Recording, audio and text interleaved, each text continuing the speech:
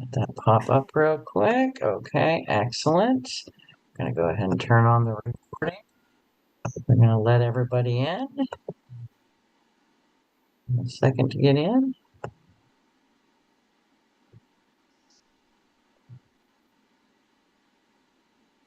Okay, Stephen Berkson, the floor is yours.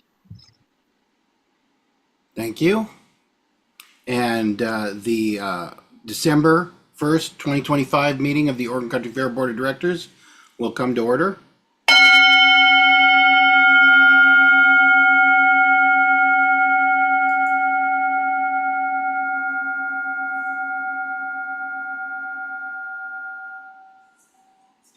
And we'll begin with announcements. If anyone has an announcement, please raise your hand in chat.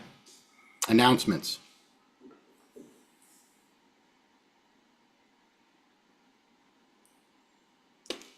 Anyone has an announcement? Last call. Seeing none, we'll move on to the minutes. Is there any objection to accepting the November 4th, 2025 minutes as submitted? Any objection to accepting the November 4th, 2025 board minutes as submitted? If so, raise your hand in chat. Last call. Seeing none, agenda review. Is there any objection to accepting the agenda as submitted? I want to make a change. Go ahead. Okay, I would like to move board giving into the first position. We have some guests representing their nonprofits here today, and I was hoping we could finish that first so they didn't have to stay for the whole business meeting. Thank you. Is I'll there a second that.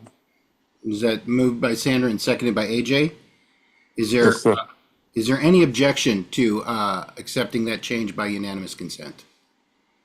Any objection? John, is that an objection? No. It's another motion. Okay. Seeing no objection, the change is made by unanimous consent. Go ahead, John. I'd move the Article X of the bylaws amendment ahead of the appointments motions. Ahead of the appointments motions. So that would make it position 3. Mhm. Okay, is there a second? I'll second that. Moved by John Steinhardt and seconded by George. Is there any objection to that change by unanimous consent? Any objection at all? Seeing none, so ordered. Is there any other agenda review items? Is that you again, John, for another agenda review item? Yes, I would like to break the Jill Hyman Vision Fund Committee into 2 motions, one for Norma and one for Arna. These are really separate appointments and they're not really connected in any way. Okay. If you want to put that off until when the motion comes up, that's fine. You could move to separate them when the motion comes up. Okay, thanks. Just as easily. So, last call. Any changes to the agenda? Any objection to accepting the agenda as amended? Seeing none, we'll go to membership comments. Are there any membership comments? Please raise your hand in chat. This will be for items not on old business. Any member comments?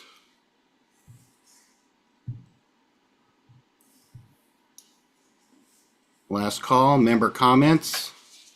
Items not on old business. Seeing none, we'll move on to staff report. Kirsten. Thank you, Stephen. Hi, everybody. I hope you all had a wonderful Thanksgiving. I'll get right into it.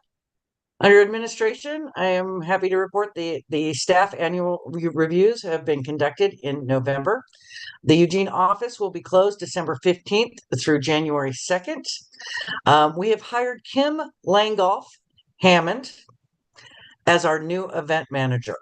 She is with us today, and she will say hello in a moment. Her start date is January 5th, 2026.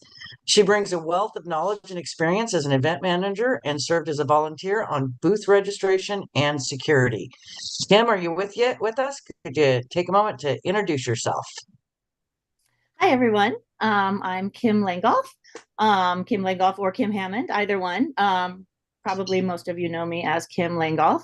I'm a native Oregonian and pretty much grew up in Eugene, spent about 30 years at the fair volunteering. So I'm really super honored and excited to be joining the staff at the fair as the event manager. As Kirsten said, I have experience working in event management, project management, program management, professional development, training delivery. I have my master's degree in community and regional planning. And I'm super excited to start and join the team in January. And I look forward to learning the process and jumping in with both feet and supporting this super wonderful event and organization. Thanks. Thank you so much. Thank you so much, Kim. We are so excited to have you on our team. And I know everybody looks forward to working with you. And we'll be making rounds in January to get you introduced to everybody. All right. On the event management side, our 2026 guideline revision requests are in the December board packet under new business. We had the largest number of revisions requested since I've been here. The board will approve them at the January 2026 board meeting. The 2026 Spring Fling is scheduled for Saturday, May 2nd at Wow Hall. 2026 Culture Jam is tentatively scheduled for Thursday, July 30th through Thursday, August 6th. The 2026 Teddy Bear Picnic is scheduled for Sunday, August 16th, and camping will be allowed on Sunday, August 16th. Craft applications will open up on January 6th, 2026, and run through March 1st, 2026. Teen Crew applications for coordinators will open in February of 2026, late February, I should say. Entertainment applications are currently up. They run from November 1st until February 15th, 2026. Food applications were up and came down. They went up on October 15th and came down on November 15th, 2025. And the food committee is looking for 2 new food booths at a minimum. Tickets go on sale on February 15th, 2026. That is a full month early. Tickets will shift to full price on June 15th, 2026 at $60 per day. So they're $50 per day starting February 15th through June 14th, and then $60 per day from June 15th on. I have good news to report. The installation of the manufactured home at the winery is done. We will be installing internet soon and furnishings. And once that is done, we will open it up as a meeting space for retreats. On the marketing front, commemorative sales, be sure to check out our merchandise site at merch.oregoncountryfair.org. The store will be shut down on December 15th, so we can get everything in the mail by December 17th, so they arrive before the holiday. We are running a special right now. If you spend $75, you get free shipping. And all of our posters are available for reprint. We are doing a 4th quarter direct donor campaign, so please consider making a cash donation to OCF. We will provide you with a tax-deductible receipt for your use for your 2025 taxes. Thank you very much, everybody. Thank you. And with that, we'll go on to Treasurer's Report. Hillary? Thanks. I'll talk more about the revenue projection during that time period. I wanted to talk about some issues I've talked about in the past that were kind of brought up by this one guideline change, but it's not specific to that particular guideline change that's being, or bylaw change that's being proposed. That one is about conflict of interest in the IRS legal sense, and it's making some changes to that. A lot of times at the fair, when people say conflict of interest, they're referring to something that's not quite what the IRS is getting at. Often I think they're talking about like a sense of fairness, or somebody who has multiple roles, and it seems like that puts them in conflict and has them making bad decisions.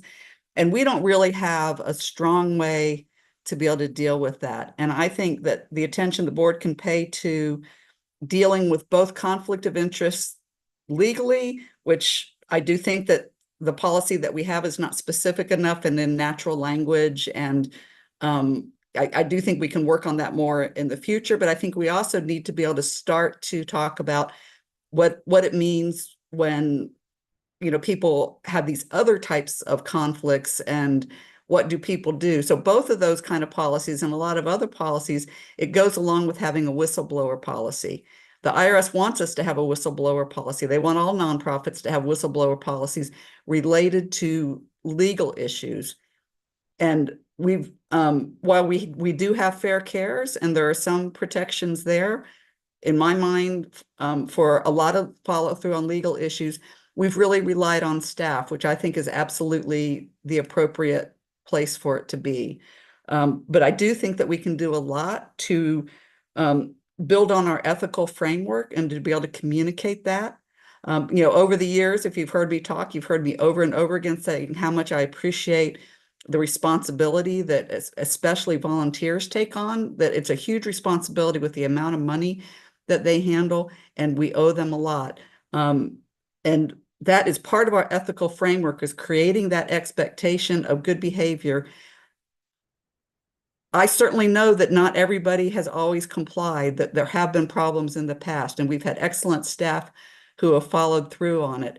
And I think that part of how we build our ethical framework is by being able to talk about these things, to talk about what happens with whistleblowers, to talk about how the investigation happens, to talk about what kind of follow through and who does it. And to my mind, if we allow problems to fester, if we allow laws to be broken, thievery to happen, assaults, you know, harassment, violation of guidelines, when we allow those things to go and don't take them seriously, then it becomes like a cancer. You get cynicism and you get people disregarding the rules and feeling like it's okay. And our rules, we can change. If our rules aren't working and people are breaking them, we should look at our rules and see, does this really match what our expectations are? But, you know, the rules that apply in the outside world, there's a lot of those, you know, we're not in a, you know, other than when we identify, you know, obey the law, change the law.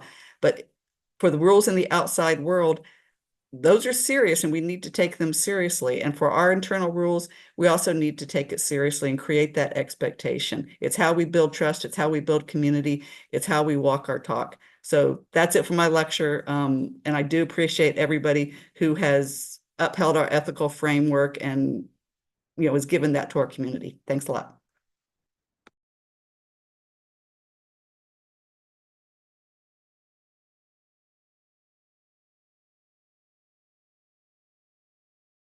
Didn't unmute. With that, we'll move on to committee and work group reports. Is there any objection to accepting the committee and work group reports as submitted? Any objection to accepting the work group and committee reports as submitted? Last call. Seeing none, they are accepted by unanimous consent, and we move on to old business. The first item of old business is board giving subcommittee recommendation for the board giving fund. John Steinhardt, John Davis, Sandra Bauer, and AJ Jackson. Who would like to make the motion? I'll do that. I'll second it.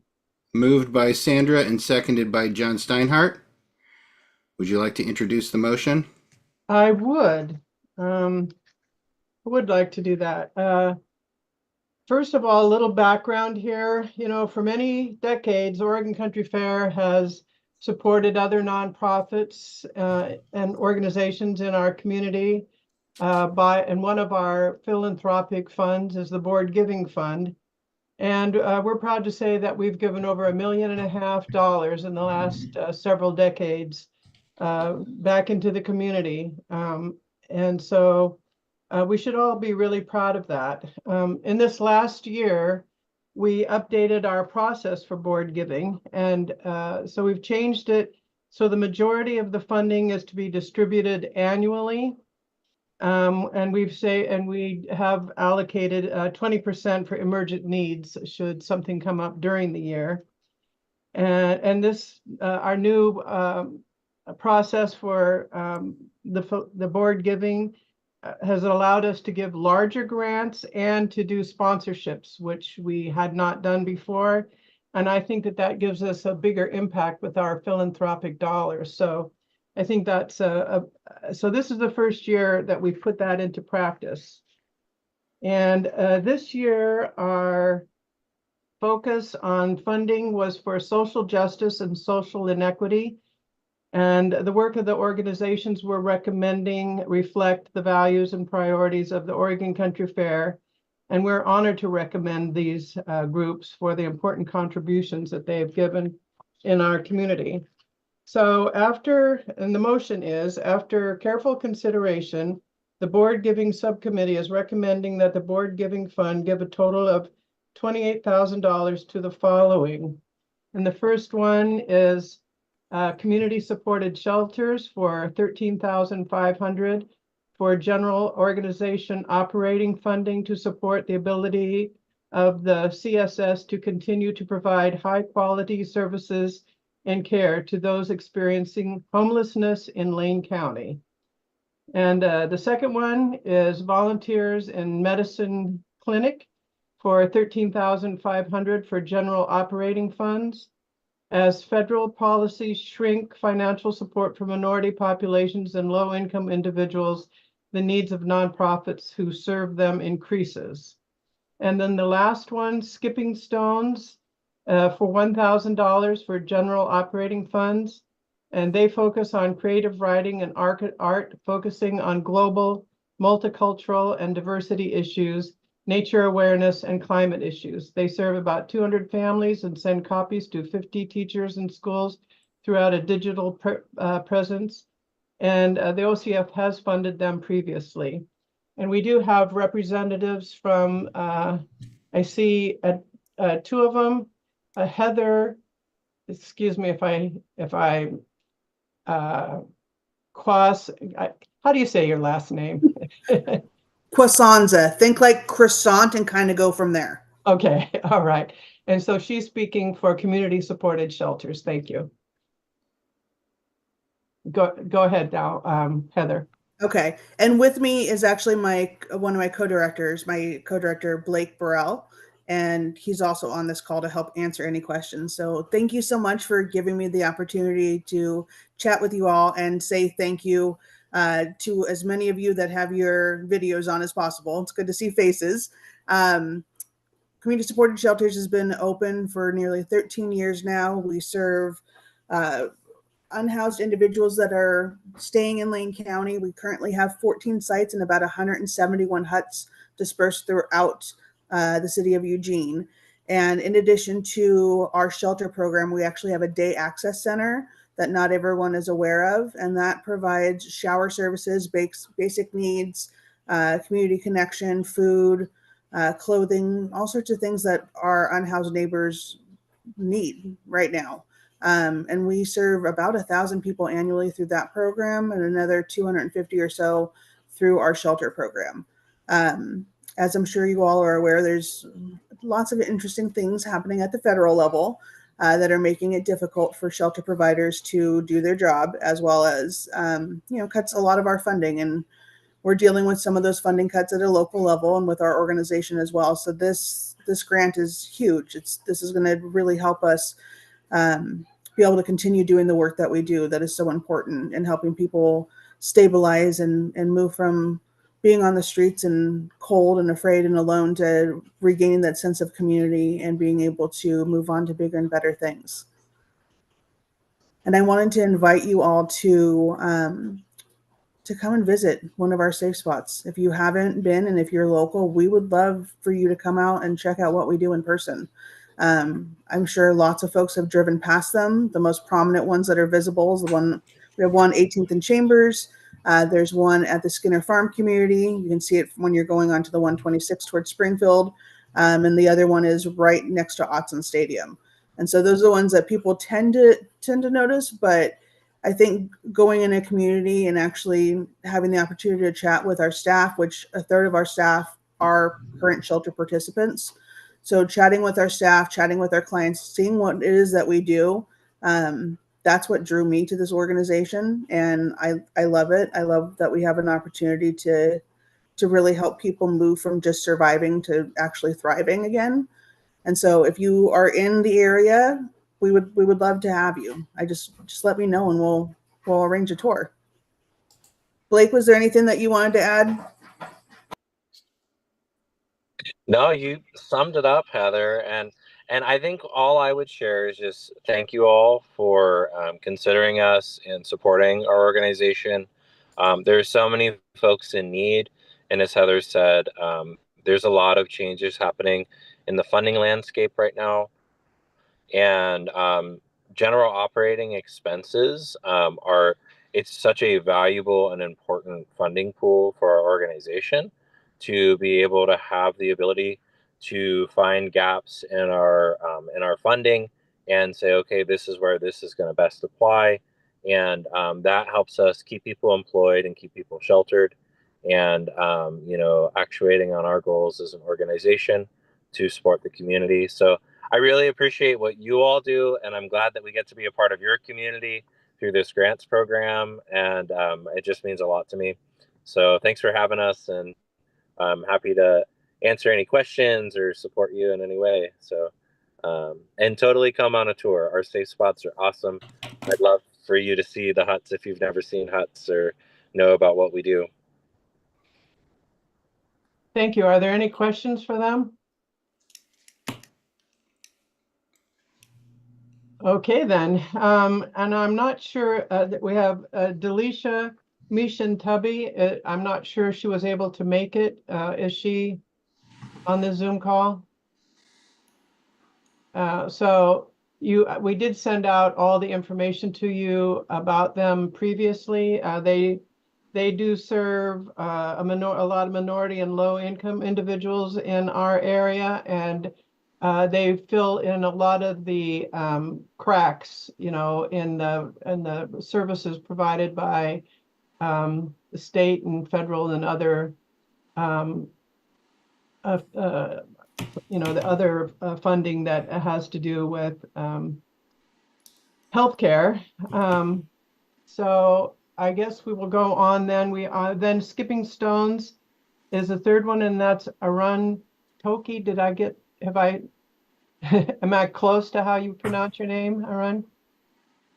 Okay, so do you want to say a couple words about your organization? You're muted. Yeah. All right. Hi, my name is Arun, and I've been working with Skipping Stones for about 37 years. And you have supported Skipping Stones for more than a decade until the COVID hit. So it's first time in last 5 years that I'm at the board meeting. And I thank you so much, Sandra, for inviting me. So Skipping Stones continues to publish. We are in our 37th year.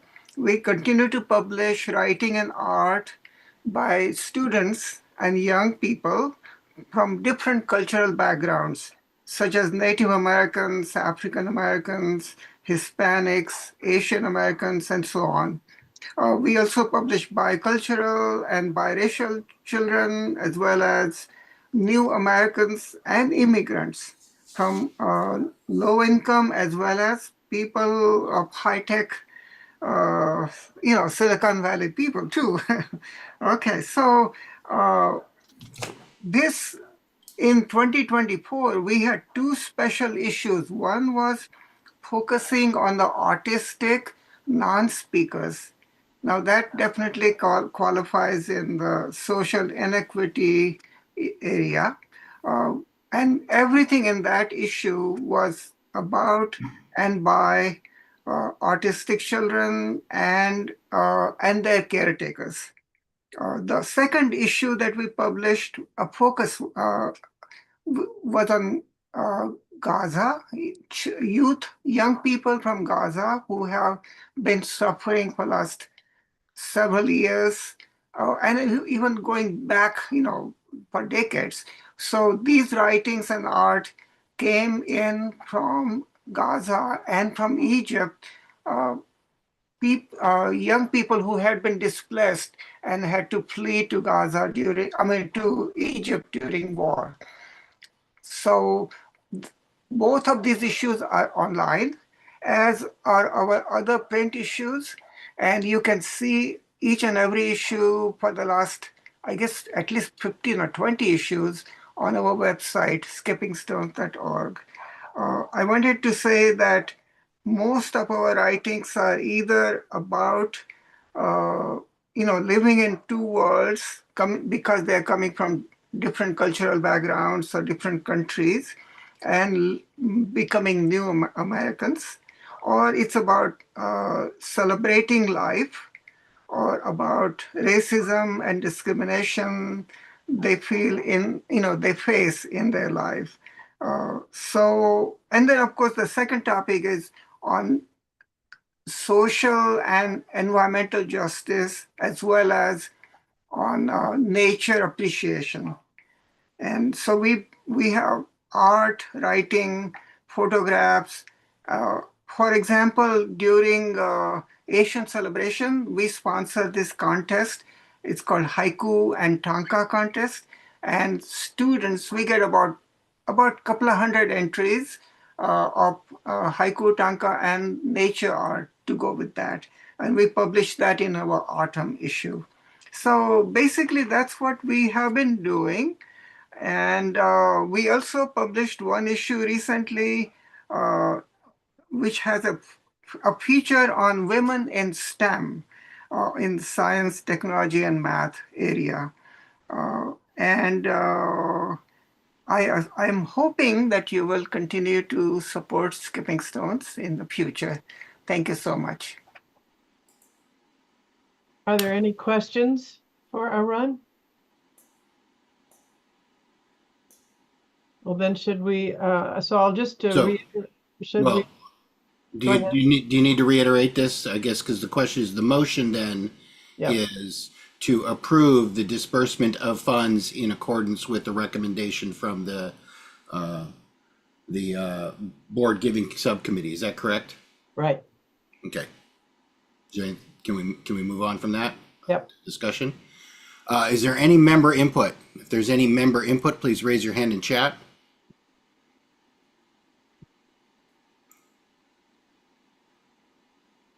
Last call for member input. Is there any board discussion?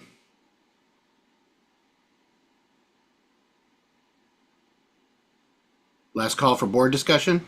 AJ.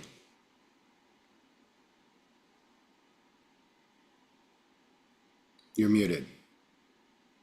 Yes, I just want to thank you folks for showing up tonight and enthusiastically telling us what you do and how you bring a kindness and joy and as much as you can to our communities and celebrate serving people.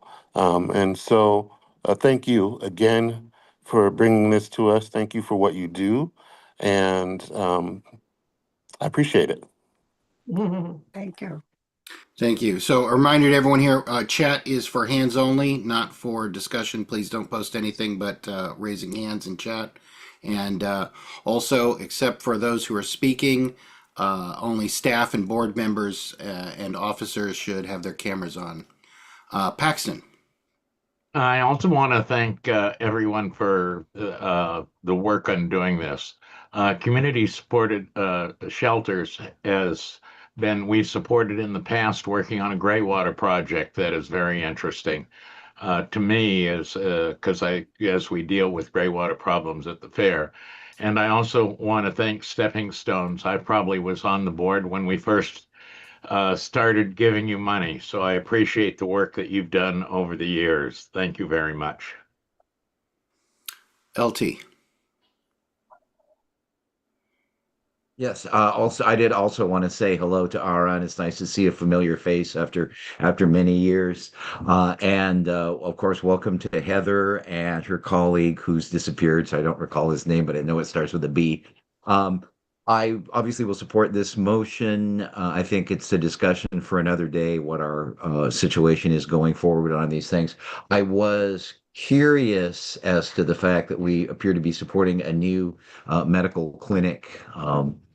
But again, I trust that the folks who did this work did it appropriately. And so, again, good job, folks. Is there any further discussion on the board, particularly anyone in opposition or wanting to change the motion? Everyone's been in support so far. Any further discussion from the board? Last call?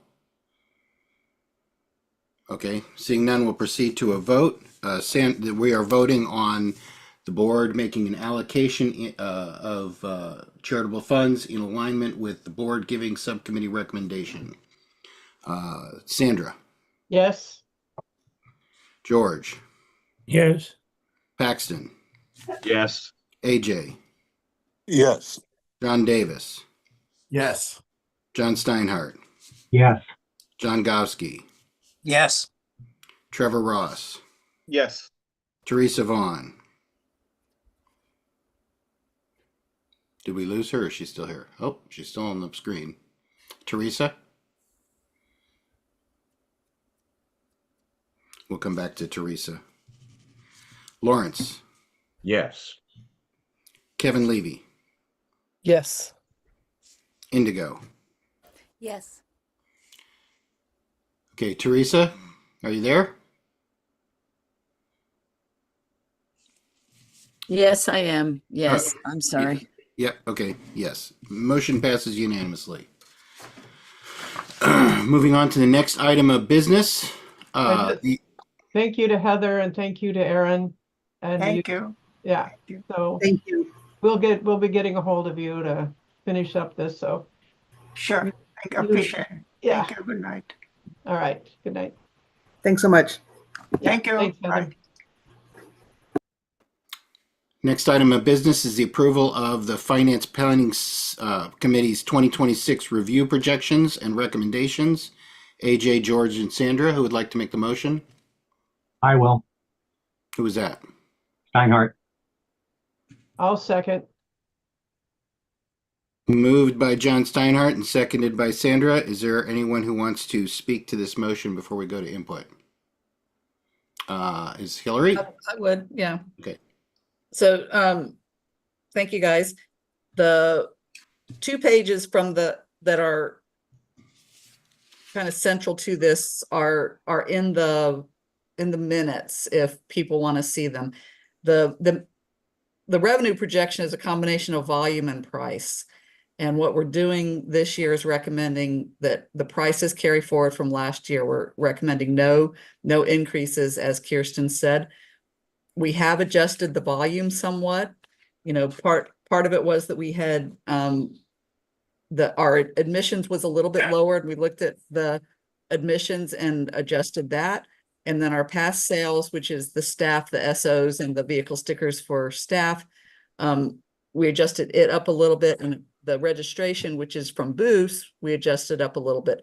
We also included this year some of the giving that we get, some of the charitable donations that we get, and we revised interest income because we now have, as we've talked about, this amazing screaming deal on the interest that we've been getting in our banked funds.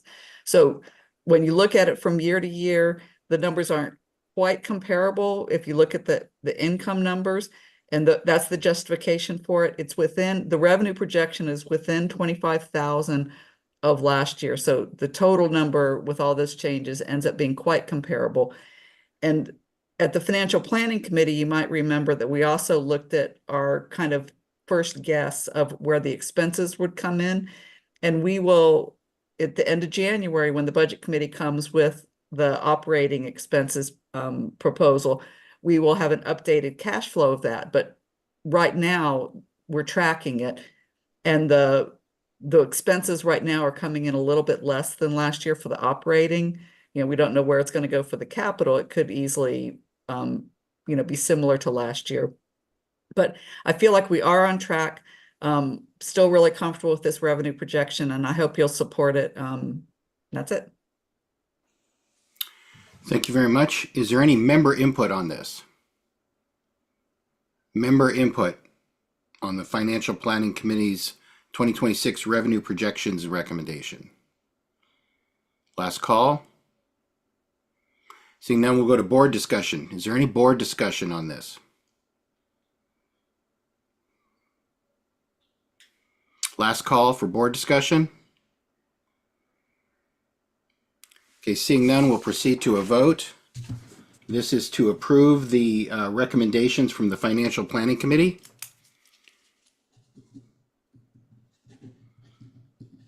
Sandra, Yes. George, Yes. Paxton, Yes. AJ, Yes. John Davis, Yes. John Steinhardt, Yes. John Govsky, Yes.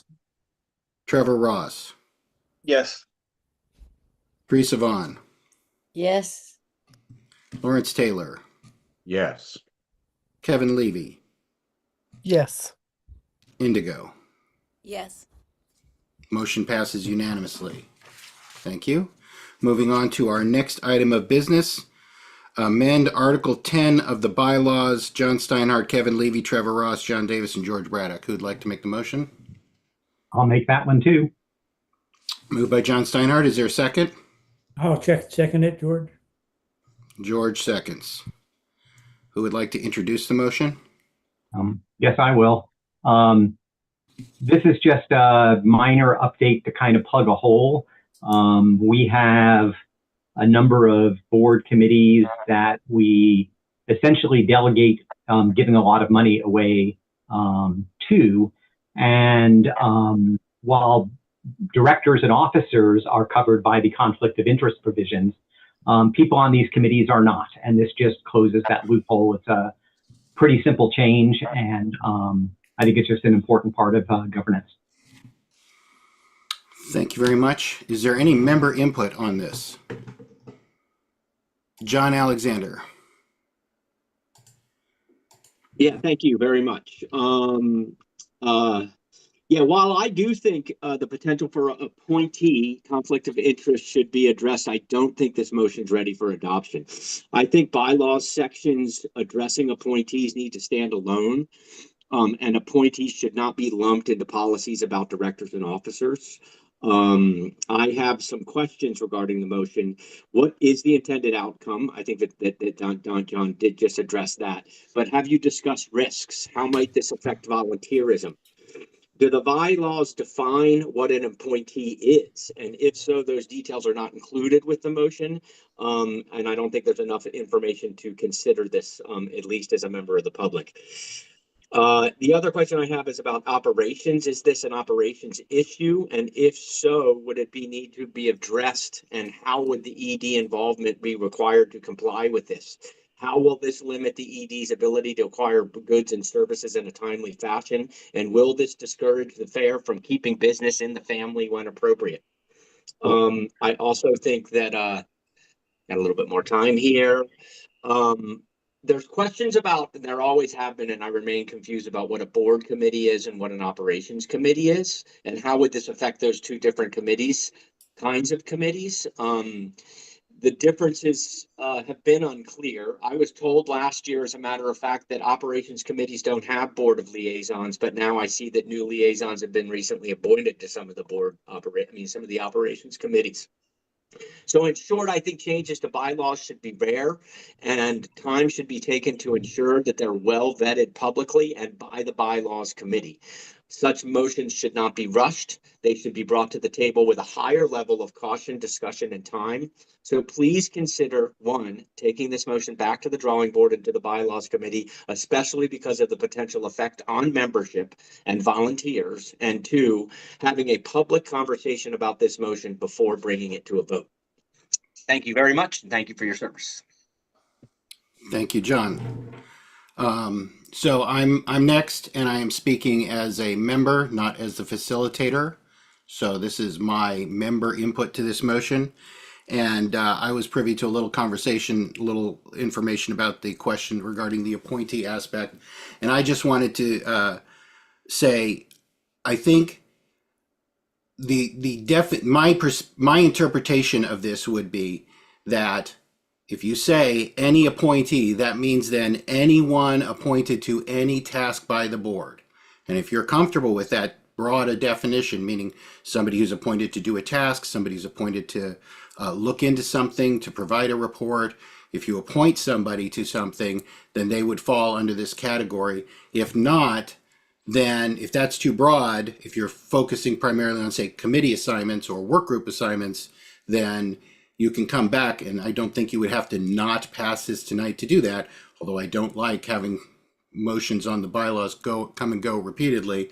You could come back and provide definition of what appointees you're specifically talking about, obviously like committee appointees. And then the last thing I would say is that at the same time, the bylaws address conflict of interest for board members who are elected to the board. Appointees are chosen by the board, and so you could as easily, and I think to some degree more appropriately, do this by policy for volunteers, for committee members and so forth, simply having a board approved policy that is a conflict of interest policy, which you should have anyway, for all the volunteers or people doing any of this work. And it could literally read exactly the same as this, except not address board members at all, but simply appointees. And then you could, of course, be more specific about the appointees. Thank you. That's all I have. And back to facilitating. Is there any other member input on this motion? Raise your hand in chat. I did. Who? Hillary did. Oh, I'm sorry. It's going to Lisa. So Okay. I All did right, need yeah. to. That's Yeah. all right. Go ahead, Hillary. Thank you. I don't like this whole bylaw because it's trying to duplicate what the IRS expects us to do, but it's not being specific. It's not defining family members or the indirect conflicts. It's not defining the ownership percentage. It's not doing the things that the IRS does when they are outlining conflicts of interest violations that we have to report. It's also putting, it's trying to get at private environment. It's trying to get at, do people who have decision-making powers and power of the purse, are they favoring themselves? And that must be disclosed and must be assessed. I think one way to get around this is if you're trying to extend it to appointees, which I think the intent here was, committee people, just don't give committees power of the purse. Have them come to the board with their proposal and have the board members pass it, and they can vet it when they pass it, rather than taking a bylaw that's based on an IRS format and extending it to something else. Just bring it back and retain the power of the purse where it was originally intended. That's it. Thank you. Is there any other member input?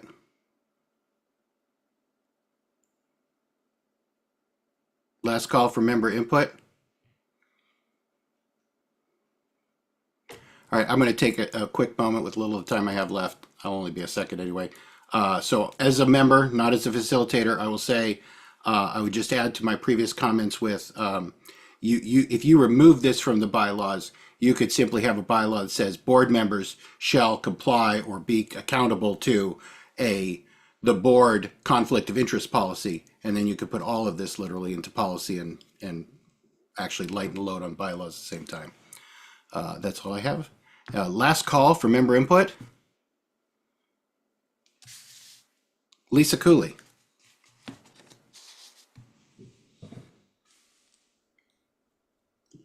Lisa? Hi, sorry about that. Trying to find the unmute. I just want to echo exactly what you said, Stephen. Repeat that exactly. Repeat what? What you just said. About putting it in policy or the whole? No, putting it in policy exactly how you said it. Have it worded that way so it's not so confusing, and put the turd back in the pocket of the board. Thank you. Thank you. Indigo. Or we're still on member input. Hold on. Is there last call for member input? Seeing none, we'll go to board discussion. Indigo. Yeah, sorry, I hit enter before I was ready.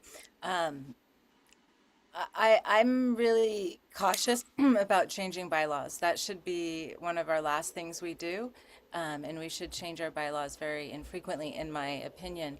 I think this is a policy thing. A conflict of interest is a policy we need to have. It's needs to be paired by a whistleblower policy. And all of that can take care of exactly what you're trying to address in this. So at this point, I would rather see this tabled or wait. I don't think this is the appropriate way or time to approach this. Thanks. Thank you. John Steinhardt. Let's see, one clarification. This is not intended to cover operations, operational committee coordinators, stuff like that. That's Kirsten's job and she does it well.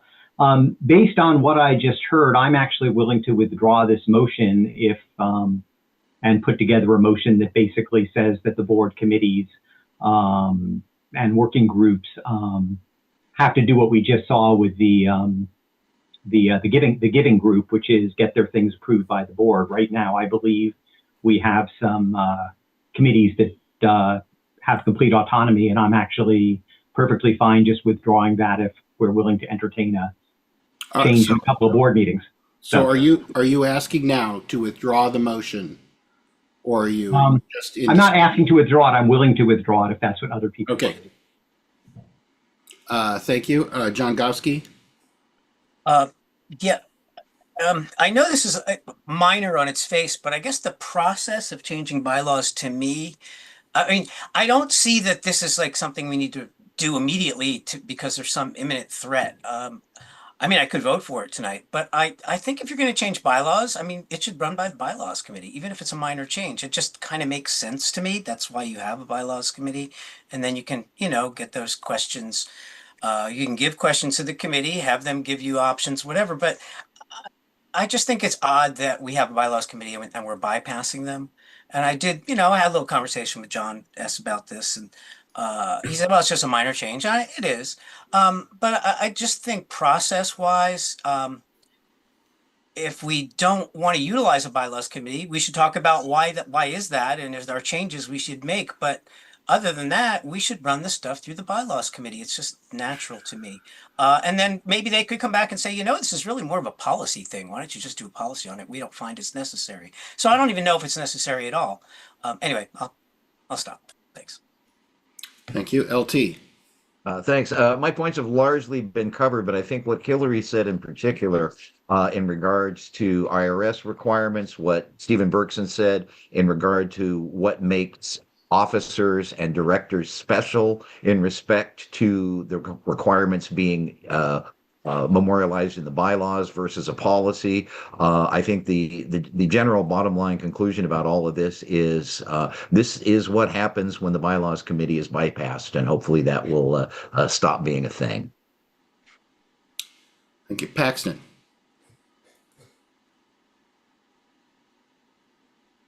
You're muted. Sorry. I personally appreciate John's offer to withdraw it, because I have really trouble to kind of defining what board appointees we're referring to. I'd like more information on that, and more, just exactly what we're trying to get at before I'd vote for this. At this point in time, would not support this motion. Thank you. Thanks. Trevor Ross. Yeah, I mean, I do like simplicity in policy amendment, but I don't want us to fall into the trap of unintended consequences and kind of line this up a little bit. I think, it's been said the bylaws committee exists for a reason. And I think if we go through a normal process, we can, achieve the goal that was offered to us here at this meeting. John Stein, AJ hasn't spoken to this yet. Yeah, I appreciate the willing to withdraw. I think there's a lot more that needs to be considered here. My biggest concern is something that Hillary brought up, and I think that is the power of the purse. And that stops with the board, and so I'm curious to find out more about which committees are using funds without board approval. That is concerning to me. So I think this needs a lot more conversation before we move forward. Thank you. Kevin Levy. I just wanted to thank everybody for the discussion tonight. I think this is awesome. I think this is why we do it this way. I want to make sure everybody knows too, like, like my name's on the motion, but again, it's about having the conversation, like when our names are on these things, like, yeah, let's talk about it. I'm totally happy with broad things at some point, to some extent, but I really like that we have a lot of options here, and I appreciate Steinhardt's flexibility as well, and his willingness to go back to the drawing board and do it, do it better. So thanks everybody. Appreciate everyone's comments and questions and things. Okay, John Steinhardt. Yeah, I just wanted to point out that this could have been made a whole lot simpler. This has been available to the membership for 5 or 6 weeks now and haven't heard a peep until this morning. And so I would once again encourage people that are going to comment on our business to do it in a more timely fashion so we can make changes and not take a lot of time at board meetings with this. Thanks. Okay, so the motion is still on the floor. I'll move to withdraw it. I have a hand up. Okay, go ahead, AJ. Yes, I want to give our membership a little bit more grace. We are in the holiday season. We are a lot of people, John, I think are not paying attention as much as the board should and are. And so I want to give people grace when they come to this around this time. And so I really want to put that out there. It's important for us to know that we have a different obligation as board members and officers to pay attention on a daily, weekly basis than our membership does. And so I want to be thankful for their comments when they do show up and comment. Thank you. Lisa Cooley, I have to, it's the second time I got to ask you, please, only hands in chat. No, no other comments. It's a distraction. Go ahead, Indigo.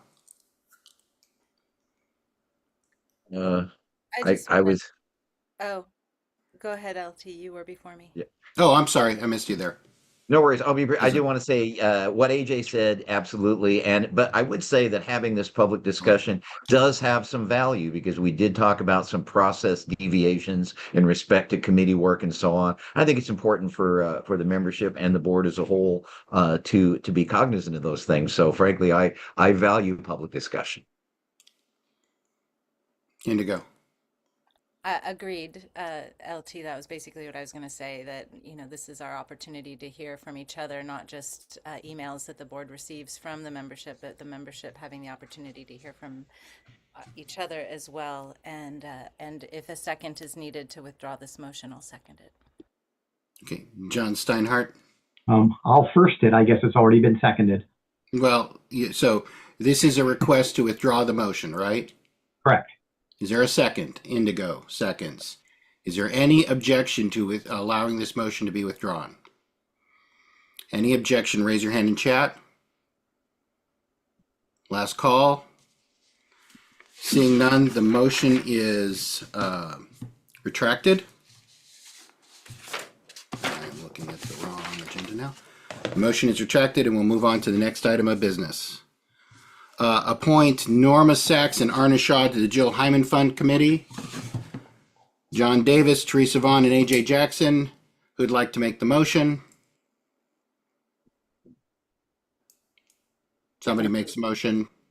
I'll make the motion. Okay, moved by Teresa Vaughn. Is there a second? I'll second. Seconded by John. I saw John Govsky physically raise his hand. So John Govsky gets the second. And I'll entertain a motion to split these if that's what you'd like to do, John. Yes, it is. So there is a motion. Is there a second to split the consideration of Arna Shaw and Jill and Norma Sachs separately? Is there a second? Seconded by John Govsky. Is there any member input on splitting this motion to consider the two individuals individually? Explanation to why it's being split? Well, let's we can ask that in board discussion. So it's just a question of he's asking to split it. All right, seeing none, is there any board discussion? Indigo? I'm just curious as to why this split is happening. It's not usual with committees that we split people out separately, at least not in these. Yes, hold on, I'm being asked a question. I can respond if you'd like. Just remind me here because I'm being asked, the motion was, it was- got it. John I Goski. responded to her. Yeah, it was Gofsky. Sorry. Okay, go ahead.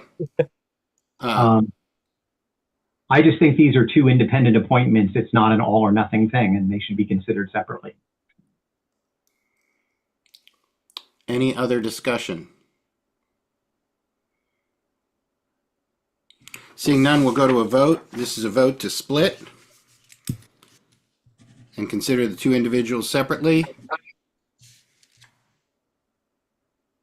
Is there somebody saying something? Sandra, No. George, No. Paxton. You're muted if you said something. No. AJ, Come back to me. okay. John Davis, No. John Steinhardt, Yes. John Gowski, Well, actually, no, I actually accidentally seconded. I thought he was going to say something different. So, okay. no. Trevor Ross, No. Teresa, No. Lawrence Taylor, No. Kevin Levy, I'm a no. and Indigo.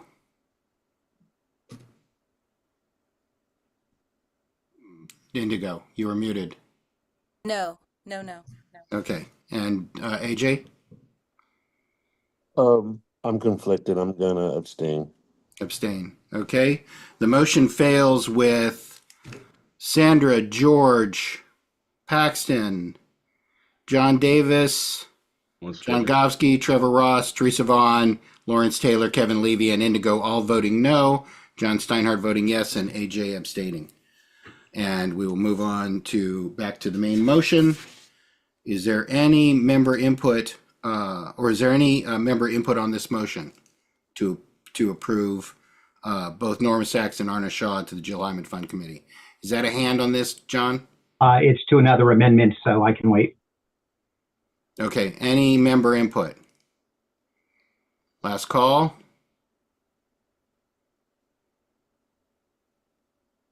Okay, we'll go to board discussion. John?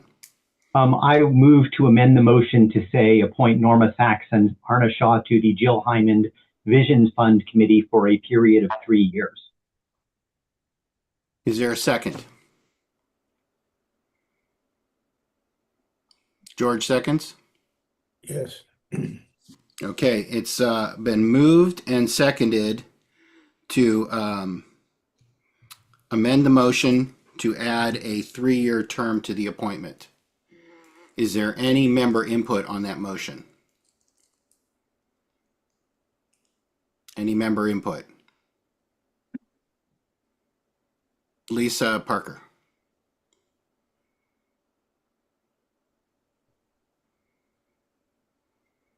Sorry. Yeah, I guess my input is I'm just very curious. I don't think we've ever put a term limit on a committee appointment before. So this would be a precedent, is my understanding. I could be wrong, but I don't think we've ever done that before. Thank you. John Alexander? Yeah, I agree with Lisa. I think that if we're going to set policies about term limits on committees, set policies about that, and let's not slip them in as a amendment to a motion. While I've got the floor, I just want to support Norma and Arna because they're just awesome, and Arna, as a founding member of this thing, of course, should be on it. Thank you very much. Thank you. Arna? Well, I think John just said what I was going to say, was that if we want to start a policy of appointing people for 3 years, which I actually think might be a good policy for us, we don't do it this way, slipping it in the back door like this with just this appointment. We take it to best practices and we talk about it, and then we bring it to the board as a policy. This is not the way to do this. Thanks. Oh, can I add, I think I still have more time, that I'd really like to be on this committee. I was one of the founders of the Jill Hyman Vision Fund, and I've worked on and off with it for 29 years now. So next year will be our 30th anniversary. So it is near and dear to my heart. I know Norma feels much the same way. So I would really love to, be officially appointed. So thank you. Thank you. Last call for member input. Go to board discussion. Is there any board discussion on adding a 3-year term to this? Indigo. I figure out how to get out of this. Or, excuse me, did I jump? I don't know. Was Sandra, were you? I was first. Okay, yeah, a bunch came in all of a sudden at the same time. I think they showed up. I think I saw Indigo because everybody just jumped up. Teresa. I just wanted to agree with Lisa, John, and Arna that I don't think this is the place to start setting limits. And also, I think it is a good policy that we really need to look at that with the way we do committees. And it deserves some time. I just agree that this isn't the right place for that. Thank you. John Gowski. Yeah, I'll just echo that. I mean, I strongly think that we should have term limits, not term limits, I'm sorry, but terms on committee appointments. But this isn't the way to introduce it, even though I've spoken strongly in favor of not having what I call lifetime appointments. That said, I mean, Arna and Norma are like pillars of the fair. I can't see how anybody would even want to think that they wouldn't vote for this. And I am so grateful for both of them and the years of service and shit that they put up with for this organization.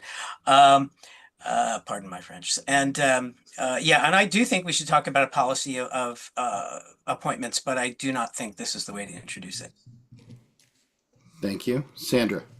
Yeah, I agree with that entirely. I think it's a great idea to have some kind of terms for committees. I'd like to see us put a policy together around that. But I agree with Arna as well that kind of coming in the back door with it this way, it doesn't feel thoughtful and judicious. So I'd like to. So I wouldn't vote for that. So, but I do think we should take that up at some point. So thank you. Thank you. Indigo. I agree with what everyone said, so I don't need to repeat that. I've been appointed as liaison to the Best Practices Committee. I think this is an appropriate place for that to go, and I can take it there if the board so chooses. I also am feeling like, while I see the benefit of term limits, I think if we're going to start applying them to committee members, are we going to apply them to ourselves, to those sitting on the board? I hear a call for fresh voices on the board, as well as fresh voices and new perspectives and new energy in committees. So then do we create these term limits? And again, if we apply it one place, we have to apply it everywhere, in my opinion. And honestly, we're a lot of committed volunteers. If someone wants to give their time for 20 years to something in the fair and the fair wants them to keep sitting there, they're going to keep sitting there. I don't think we need to start employing terms to ourselves. It gets a little tricky, in my opinion. Thank you. Thank you. John Steinhardt. Well, of course, Indigo, you're not a new face on the board. So the reason I'm proposing this, and I'm certainly happy based on what I heard to sit down with John Gofsky and Sandra and work on a policy for this. I don't think this is a best practices policy. This is a board policy. This isn't about the behavior of committees. It's about what we do when we appoint people to committees. I made this motion because I received a fair amount of member input about a lot of members just don't seem to think that having lifetime appointment on committees is really working all that well for us. And because of the way our supermajority voting system works, it's very easy once we pass something to basically burden a future board with our decisions. We've had some difficult examples of that in the past, and I want to make it a little easier on future boards. I don't want to commit them to things that they might not want to stay committed to. So that's basically the reason for doing it. I mean, I think that we need the ability to make change. I'm not worried about setting precedent. We did set precedent by putting a expiration date on a working group recently, and I think that worked out pretty well for us.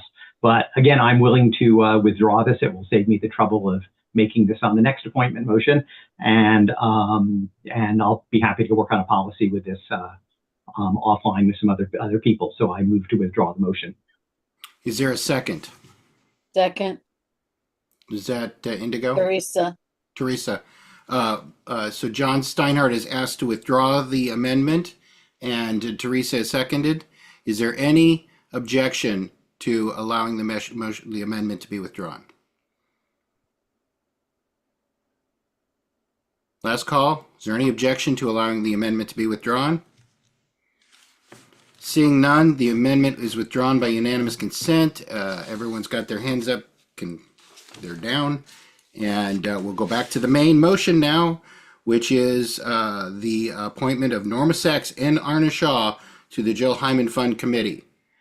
And I believe AJ, Teresa, did you have your hand up for the main motion, or is it AJ that's first? I had it up for the main motion. Okay, I just go ahead.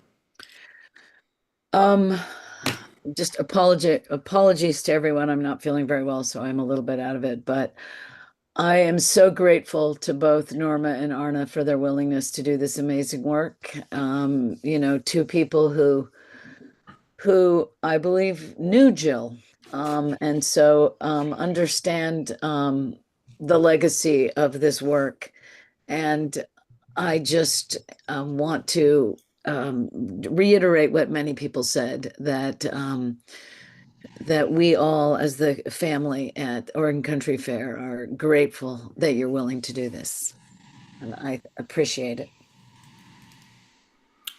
Thank you very much. And AJ.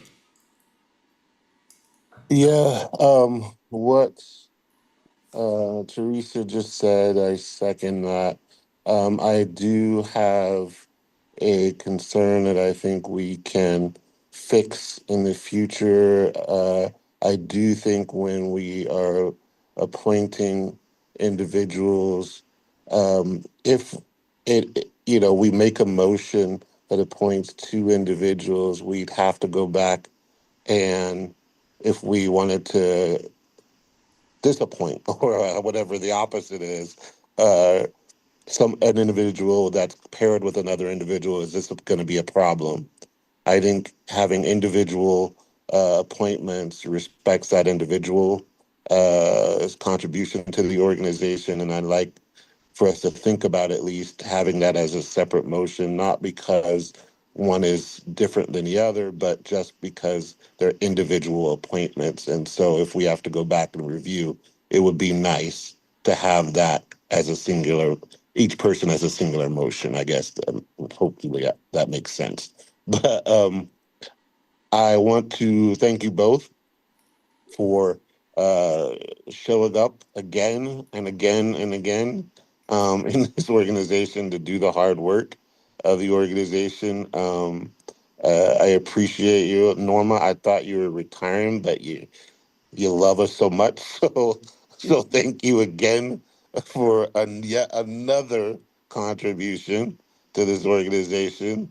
And like was said before, Arna, this was Arna's baby. I believe she is the one that got us this going and contributed the most to this fund. So thank you, Arna, again for being and showing up again and helping us with this. And so I intend on voting for both of these individuals. I think we would be stupid not to.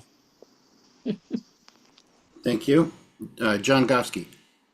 Yeah, I guess I don't need to repeat everything that AJ just said, but heaps of praise. You guys are amazing. I'm so glad you're still at it and still want to be at it with the fair.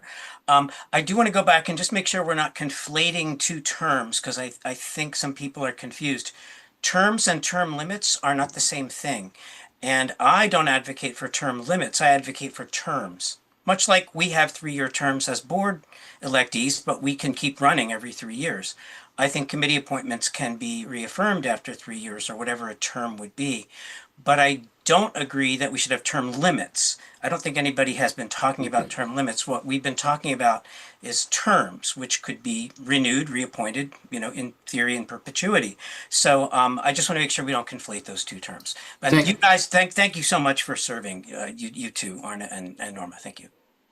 Thank you, John. And I was going to write an email about the terms and term limits confusion, but since that's off the table, that's sort of a process conversation separate from the appointment conversation. So ideally, we're speaking now about the appointment. LT? Thanks. Yeah, I'm not going to repeat all the things that have been said about Arna and Norma. Just take a moment to contemplate the hours that add up into days, weeks, months, and literally years of actual work in this community. It's an astonishing thing. I would say, with understanding of the distinction between terms and term limits, I would say that there are no better illustrations of the value of letting people volunteer as long as they want than Arna and Norma. And so I take a different point of view on this. I believe that committees members should be appointed for as long as they want to be on and as long as they are behaving appropriately, and essentially more or less like the federal judiciary would be the way I'd look at it. But that being said, thanks are not enough, but thanks.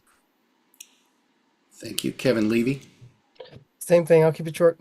I wanted to thank them as well. I got the honor of sitting in on one of their meetings about a year ago or two, and it was awesome watching them do their thing. So full support for sure. Definitely got the right folks in the right place. And so thanks everybody for the discussion. Thank you.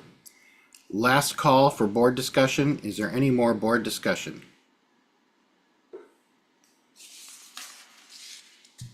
Seeing none, we'll go to a vote. This is a vote to appoint both Norma Sachs and Arna Shaw to the Jill Hyman Vision Fund Committee. Sandra? Yes. George? Yes. Paxton? Yes. AJ? Yes. John Davis? Yes. John Steinhardt? Yes. John Gowski? Yes. Trevor Ross? Yes. Teresa Vaughn? Yes. Lawrence Taylor? Yes. Kevin Levy? Yes. Indigo? Yes. Motion passes unanimously. Next item of business is the appointment of Sean Cummins to the Budget Committee, sponsored by Sandra, George, and AJ. Who would like to make the motion? I will. I'll second it. Moved by Sandra and seconded by John Steinhardt. Would you like to introduce the motion, Sandra? Okay, Sean, appoint Sean to the Budget Committee. He's been attending meetings for the last year. He's very knowledgeable and he's great on the Budget Committee. I hope that you support him and approve him for this position. We really do need him. Hillary, do you have anything else you want to add to that?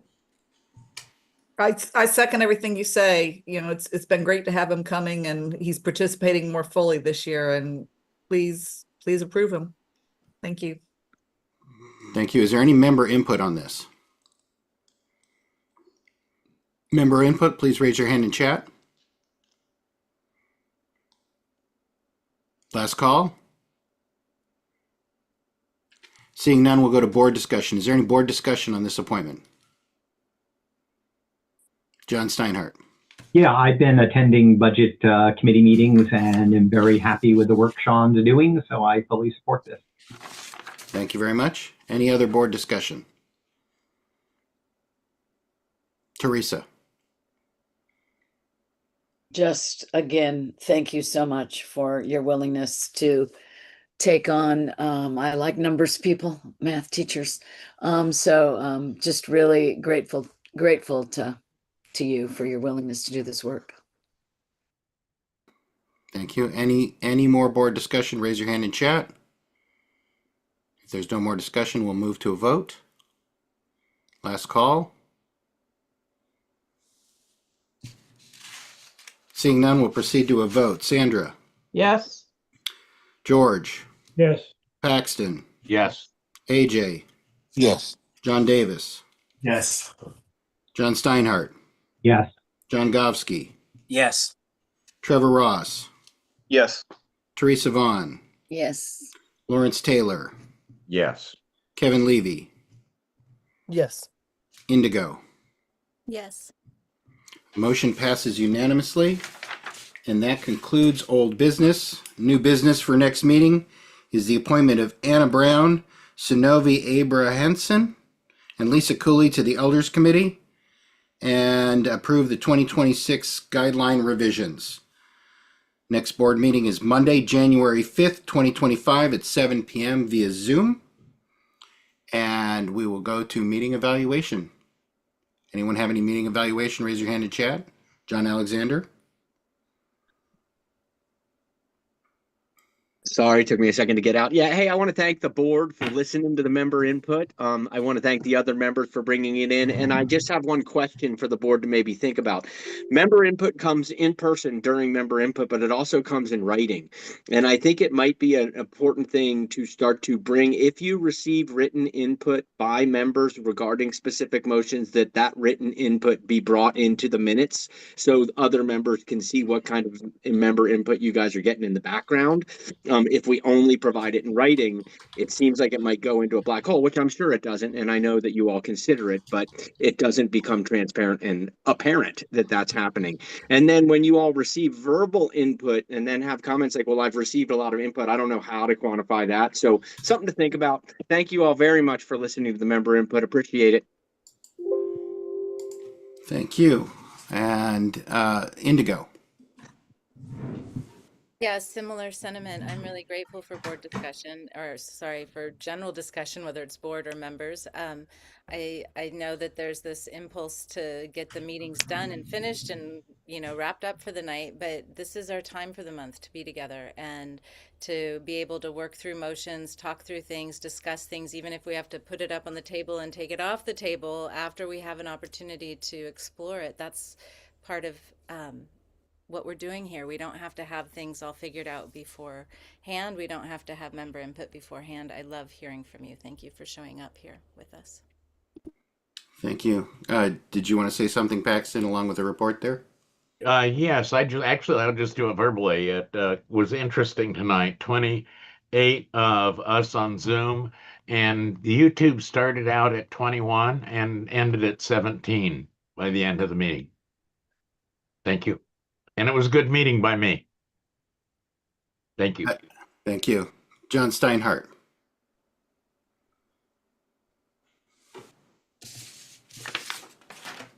John? Just wanted to thank everybody for a good meeting. And since we're not going to see you again until next year, best wishes for the holidays and all that. And if I can make one minor request, we have guidelines up at the next meeting, and there's a lot of them. So please read them and send some feedback to the board so we don't have to be trying to amend stuff in real time at the meeting, because we'll probably run out of time if we have to do that. Thanks. Thank you. Hillary? Yeah, thanks everybody for having everything move along quickly. There was quite a bit of business done with moving things around and everything. So thank you, Stephen, and thank you everybody who's cooperating. I also want to mention, I just texted Norma. She missed a lot of that conversation. She kind of forgot about. I think she's now watching on YouTube. And I just wanted to give her a big thumbs up and say, remind her how much people were appreciating her and saying nice things about her. So thank you. Thank you. And Trevor? No, I'd just like to appreciate everybody tonight. And it was, I guess the first functional meeting besides some of the formalities we had in the last meeting, actually, getting some business in front of us. So I just want to thank everybody for their time and their commitment to getting through these processes. Thank you very much. Lisa Parker? Yes, I just really want to appreciate the board for the open, transparent deliberations of the business. I do understand the the need to get things done efficiently and quickly, but as a member, all I can see are the, the motions on the website and the agendas. That doesn't really give a whole lot of context and information. At least not nearly as much as it does when the board actually discusses things and talks things through. That really helps me as a member to understand the context of everything and what the decisions that y'all are making. So I just really want to appreciate that and thank you all for doing that, and have a good night. Thank you. And I'm gonna speak to meeting evaluation and some of what we said here, not as a facilitator, as a member. I think that there is some merit to both sides of this argument, and that there is merit to saying that people should, if people can find out about things, they should provide their input early. The longer it's considered, the more information people have, the more that information is shared with other people who might reflect on the comments made and provide further insight is valuable. And at the same time, I think it's also important to recognize that not everybody is us here who does the fair all the time. And the guidelines change motion. The next meeting, these motions, I mean, the whole thing, so I didn't pick out exactly how much is just guidelines, but it's 44 pages. And I just saw something that I'm very concerned about, that I only saw because I happened to be doing this facilitating, and I happened to look at the motion on there, or I wouldn't have known, and it had just gone by through without my ever reading. So I think you have to, that nothing you do, I think that there are solutions to make the board more transparent through process. Part of that process needs to be a push message to people who sign up. It's a little more legitimate to say, well, it's been on the website for a month or 2 months or 3 months, if people have the option to sign up for push information and receive a notice, hey, this subject's going to be up or that subject's going to be up, as opposed to expecting them to visit the website and look, or to read the motions when the email happens to come out. So until that's really different too, I think that you're always going to have to expect that new information is going to come up at meetings, and that is going to give you pause about anything that you put up, to give further consideration to any particular issue. LT. Thank you. Yeah, I totally agree with Stephen about the balance between open discussion versus people talking about things ahead of time. I think that John Steinhardt has an important point there, that the more discussion that we have coming in, the better prepared we are as we get here. I would say that to the extent that there are discussions online, say, that include the board but don't include anyone else, I think that's a matter of concern for me. If we're going to discuss the merits and the content of motions amongst ourselves, I think that we really ought to create a forum in which that includes the membership, so that it is essentially, like, if you will, a month-long meeting that can take place in a virtual sense. So that being said, I thought it was a remarkably effective discussion. I thought people conducted themselves in an admirable way, generally speaking, and that we got some work done, and I'm happy with both the process and the product. Thank you very much. And that is the last person I have. Last call for meeting evaluation. Last call. Seeing none, we'll go to President's Piece. Hello. We're almost there, everyone. The last meeting of 2025. And I want to say first, welcome, Kim. Welcome to the show. It's a beautiful thing. And I want to say also that congratulations to everybody. Another year, and we get to do it all over again next year. So we made it through. If you're here, you made it through. And something I want to bring into the next year, and this is just for myself, and I'm hoping to spread this to others, and maybe you think about that, is awareness, being aware of what is in your cup. And what I mean by that is being aware of what you can do, what's in your cup to give each day. So for the new year, I'm working on being aware that if frustration is in my cup, when somebody bumps into me, like a Buddhist once said, frustration's going to come out. If love and empathy and care is in my cup, when somebody bumps into me, that's what's going to spill out. And so I want to leave you with that idea. When you wake up in the morning, if you're blessed to wake up in the morning, be aware of what's in your cup for the day.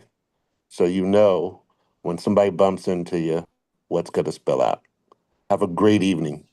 Good night, everybody. Thank you. And with that, the December 1st, 2025 meeting of the Oregon Country Fair Board of Directors is adjourned.